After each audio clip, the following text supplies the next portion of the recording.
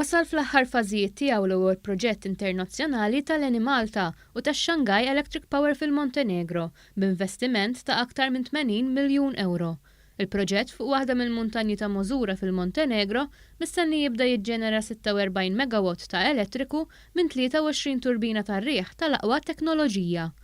Waqt żjara mill-Ministru għall-Enerġija Joe Mizzi fuq is-sit tal-proġett li hu mifrux fuq aktar minn 8 kilometri, ingħad li l-proġett ra l-ħidma kkoordinata ta' konsorzju internazzjonali magħmul mill-Eni Malta, ix-Shanghai Electric, il-kumpanija Vestigo Capital mir-Renju Unit u Envision Energy, waħda mill-akbar manifatturi tat-turbini tar-riħ fiċ-Ċina.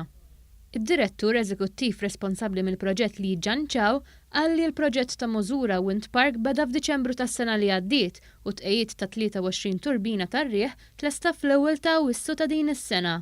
U għazit jgħid li dan il-proċess wassal biex is-substation ingħaqdet man-netwerk ta' Montenegro f'nofs Novembru li għadda. Matul dan iż-żmien kellna appoġġ kbir mill-Ministru Malti Joe Mizzi u dan wassal għal kooperazzjoni mill-Gvern ta' Montenegro u dak Ċiniż li għenuna biex naslu għat-tlestija ta' dan il-proġett billi naqdu t-turbini kollha mal-grid sal-aħħar ta' din is-sena skont il-pjan li kellna. Waqt laqat li l-Ministru għall-Enerġija Joe Mizzi kellu mal-Ministru għall-Enerġija tal-Montenegro Dragica Sekulic, ġie spjegat li dan il-proġett huwa wieħed mill-passi strateġiċi għall-iżvilupp fis-settur tal-enerġija nadifa u li tiġġedded fl-Ewropa. Illum qegħdin fuq is-sajt fejn sar il-proġett tal-Mosura Wind Park fejn hawn 23 turbina u huwa ċar li l-time frame li tajna inżamm u lest tista' tgħid li on target.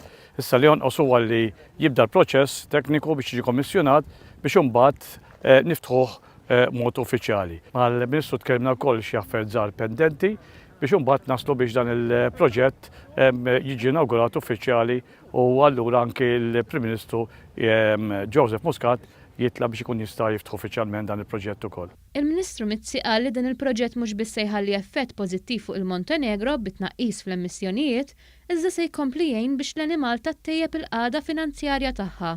Żied li dan il-proġett l-ewwel tax-xorta tiegħu għall-Eni Malta huwa konferma ta' kif il-Gvern dawwar l-Eni Malta minn kumpanija li kienet stmata euro fi żmien amministrazzjoni preċedenti għal kumpanija li tinvesti fi proġetti li jrendu.